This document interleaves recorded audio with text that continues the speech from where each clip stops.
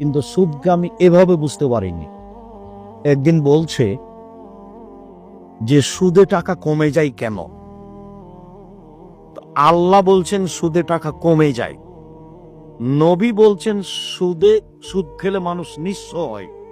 তো আমরা তো বলে আসলাম, আমি এটাও বলেছি যারা সুদ খাবে তাদেরকে একদিন না একদিন ভিক্ষুক হতেই হবে। আমি এইভাবে বলে চলে গেছি, শেষ করেছি। এক, আল্লাহ বলেছে সুদ খেলে টাকা কি হবে?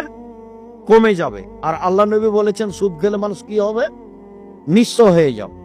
আমি তখন বলেছি দুটার সমন্বয়ে যে সুদ খাবে তাকে একদিন না একদিন ভিক্ষা করে খেতেই হবে। যেহেতু তার টাকা পয়সা থাকবে না, তখন নিরুপায় ভিক্ষা করবে, এটা আমি বুঝেছি। এখন আব্দুল্লাহ বলছে টাকা কমে যায় কেন?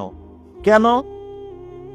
টাকার জন্ম, মুদ্রার জন্ম, পাউন্ডের জন্ম, রিয়ালের জন্ম, ডলারের জন্ম বিনিময়ে তাকে ব্যবহার করতে হবে। এই জন্য 1 কেজি বেগুন নিলাম, বিনিময়ে টাকা দিলাম। 2 কেজি চাউল নিলাম, বিনিময়ে ডলার দিলাম। 5 কেজি গম নিলাম, বিনিময়ে রিয়াল দিলাম। 5 কেজি তরি তরকারি আলু নিলাম, বিনিময়ে টাকা দিলাম। তাহলে টাকা কেন জন্ম হয়েছে? কেন আল্লাহ তাকে সৃষ্টি করেছেন? বিনিময় ব্যবহার করার জন্য। যখন টাকা দিয়ে টাকা নেবেন তখন কি বিনিময় হলো? আপনি কি দিয়ে কি নিলেন? এটা তো আর বিনিময় হলো না, তখন টাকার উপরে জুলুম করা হলো।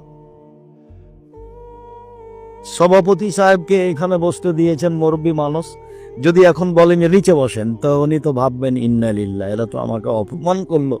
তখন উনি থাকবেন চুপে ধীরে হেঁটে চলে যাবেন, নারে এখানে থাকা যাবে না। কেন? উনি বুঝবেন যে আমাকে কি করা হলো?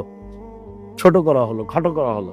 তো টাকাকে যখন খাটো করা হলো, তাকে অপমান করা হলো, ওকে আল্লাহ যেই জন্য সৃষ্টি করেছেন তাতে ব্যবহার করা হলো না, তখন টাকা ধীরে চলে যাবে। এই জন্য আল্লাহ বলেছেন সুদ খেলে টাকা কমে যাবে। এই জন্য আল্লাহ নবী বলেছেন সুদ খেলে মানুষ কি হবে? নিঃস্ব হবে। আর আমি দুইটার সমন্বয়ে বলেছি মানুষ যদি সুদ খায় তাহলে এক পর্যায়ে তাকে কি করতে হবে? ভিক্ষা করতে হবে। আমি তখন তার বক্তব্যে বুঝলাম, কথা তো ঠিকই, ওকে তো বিনিময়ে ব্যবহার করতে হবে। সুদ খেলে তো বিনিময় হয় না, হুবাহু যদি ওটা নেওয়া হয়, ঠিকই তো কথা। এই জন্য বক্তব্য করলে আমিও বক্তব্য পাশ থেকে খুব কান লাগিয়ে শোনার চেষ্টা করি।